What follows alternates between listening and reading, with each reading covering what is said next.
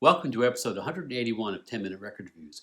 This time I'm talking about Alice Coltrane's debut album from 1968 on Impulse, although I actually have a latter day, whatever it's called, Superior Viaduct release on a very shiny cover, I should say, which may or may not have been mastered from the original tapes, but sounds pretty good to my ears.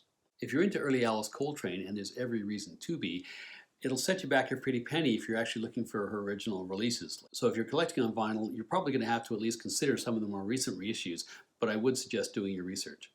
And Impulse Records, if you're listening to this, you could release her whole back catalog at outrageous prices like 50 bucks a crack, and you'd still make a killing based on what's out there. Thinking about this just hardens my resolve to do that video I've been thinking about for a while about albums that really do need a vinyl re-release.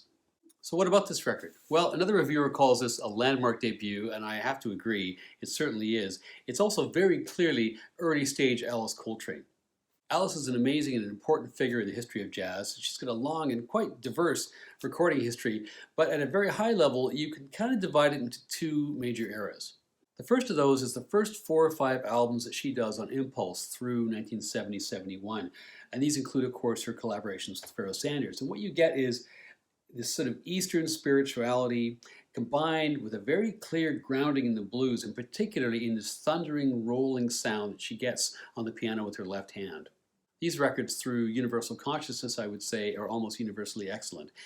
Then you have her later career, obviously much longer and much more varied, but distinct from that early sound, beginning with her interest in adding in string sections. So then you get these albums in 71, 72, 73, which are really, if not orchestral, at least heavily dominated by strings. There's good stuff in there, and as time goes on, there's good stuff in her later albums as well. But what happens is she continues to immerse herself in what becomes an all-encompassing spirituality, and the musical ground she chooses to plow is narrower and of decreasing appeal, and eventually she loses people, I think, including me, on that particular journey. But the first part of her career is right up there with the work of almost anybody in the whole genre. Alice Coltrane was born Alice MacLeod in Detroit, and in her early years as a piano player, she's highly influenced by and taught by the legendary bebop pianist Bud Powell. She's active in the 50s and 60s in a variety of groups, mostly in and around Detroit, some of those as a leader, some of those as a side player.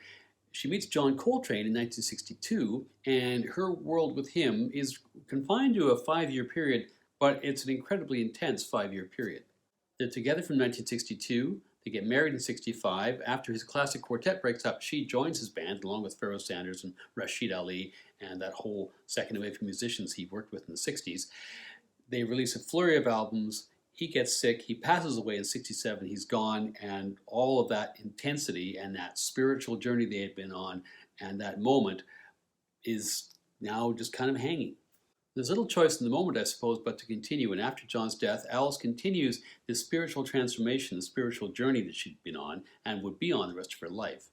They'd been moving away from traditional American Christianity towards a non-Western, more universalist concept of spirituality. She was already an accomplished jazz pianist at this point. She learned how to play the harp. She also picked up a number of non-Western instruments. She begins this collaboration with Pharoah Sanders, which really evolves out of essentially the wreckage of Coltrane's last band after his death. Sanders, too, is heavily influenced by John Coltrane. He, too, is heavily spiritual. The two of them embark on, not so much consciously as I think inevitably, producing a highly spiritual, highly textural flavor of jazz. In this, they're blending the blues, they're blending bebop, they're blending the new thing, that sort of free jazz extemporization.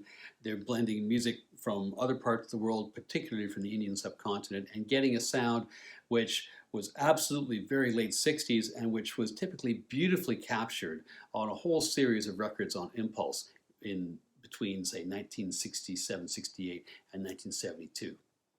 Both Sanders' albums and Alice Coltrane's albums are equally, in my view, worth seeking out. Very distinct from the work they were doing with Coltrane, and I would actually say, frankly, better than the latter stage work that Coltrane was exploring. He may have been pushing certain boundaries, but the two of them, I think, had a much clearer sense of where they wanted to go. When he died, I feel he was just searching somewhat aimlessly. This album, as you can kind of tell from the title and even from some of the photography, is very much an album of tribute. It's very much an album of mourning, and fittingly perhaps, it's recorded actually in the Coltrane's home, in the home studio which they had built, and it's recorded on two different dates about 4 months apart, January 29th and June 6th, 1968. It comes out on Impulse, but unusually for an Impulse record around this time, it's not recorded at Rudy Van Gelder's studio, and it's not produced by Bob Thiel. Instead, it's produced by Alice herself. Although it's referred to as a monastic trio, on the first track it's actually a quartet, with Alice being joined by Ben Riley on drums, Jimmy Garrison on bass, and Pharoah Sanders on tenor sax, clarinet, and flute. For the rest of the album, Alice plus Jimmy Garrison continue from the first track, joined by Rashid Ali on drums. Finally, on the first side of the album, Alice plays piano, on the second side she plays harp. Side one starts with, and you'll have to excuse the pronunciation, Onetta Ruth, and this is very similar to the kind of work that Pharoah himself was doing in his own solo records at the time.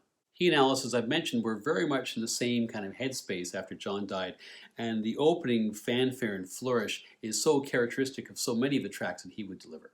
Alice begins to assert herself, first with some block chords and then to some runs with kind of an atonal flavor. And then she moves to what is a very characteristic sound for her, which I mentioned before, which is that sort of low, rumbling, droning sound she achieves with her left hand. Jimmy Garrison on bass, who at this point is a veteran of the Coltrane's various musical explorations, keeps up this steady rumbling of accompaniment underneath. Then you get a pause and some staccato accents from Alice, and then the rumbles finish out the song. It's ominous, it's beautiful as a piece of music. Track titled, The Play on Words, Gospel Train, is the next track, and this is no less ominous, but a little more upbeat. Unlike most of the tracks on this record, this really swings. Rashid and Jimmy are just bringing it. I Want to See You, which closes out side one, has another of these tremendous opening passages. On this track, Alice's piano at times flirts with free jazz, but is still anchored to a recognizable harmonic structure. Then she moves back to that droning sound, offset by these little lyrical runs, which is a real motif of her playing in her early solo years, probably most notably on Fatada El Daoud. An amazing album side, one of the great jazz album sides. On side two, as I mentioned, Alice switches to harp, and Lovely Skyboat, which starts off, has another one of those wonderfully atmospheric flourishes to begin. What's notable here in particular is Jimmy Garrison playing that lovely bowed bass underneath Alice's harp. Just so atmospheric. At a certain point, Alice's harp then becomes a kind of foundation for Jimmy himself to begin to extemporize on bass before everybody returns back to the riff. These musicians are sad, but they're also ecstatic. Oceanic Beloved begins with a series of descending trills on harp, which Jimmy then joins, and then he plays an extended solo. It's a short little song, this one, but this is the point in the album where I began to feel that less might have been more with the harp. We're only into the second harp track. But the challenge is it's less flexible an instrument than the piano, which of course can sometimes be a lead instrument, sometimes a rhythm instrument. The harp, when it's in play, tends to detract from everything else and tends to draw attention, and that means that a lot rests on the harp player's shoulders. On the last track, Atomic Peace, the harp playing is getting even more enthusiastic, such that when there is a pause and Jimmy's bass takes over, I found that pause really welcome. I'm a huge fan of the sound of acoustic bass well recorded, and this is almost as good as it gets. It is such an engaging and thrilling little sidebar in this whole record. The production on this track is a little bit confused, I felt. The harp, which is obviously a huge instrument, as you can see, it's not something you're going to bring up to the microphone and then move away. So very clearly there's been a choice to sort of move the sliders up and down and have the harp buried way low in the mix and then really quite high.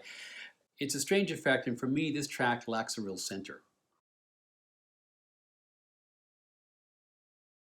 Like all brilliant innovators, Alice Coltrane tried all kinds of things without a roadmap. She played what pleased her. Sometimes, as in the middle to latter stages of side two of this record, less is more, and one of the perils of self-production is that you lack that other set of ears and eyes who might suggest to you, you know what, you might want to edit here, you might want to have another go at this, you might want to structure that track differently. But again, putting that in context, this is still a great record. What you have here is 4 brilliant tracks, the first 4 tracks, and then 2 okay ones.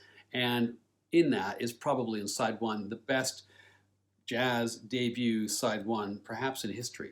On the strength of all that, I've got to give this 4.5 out of 5 stars.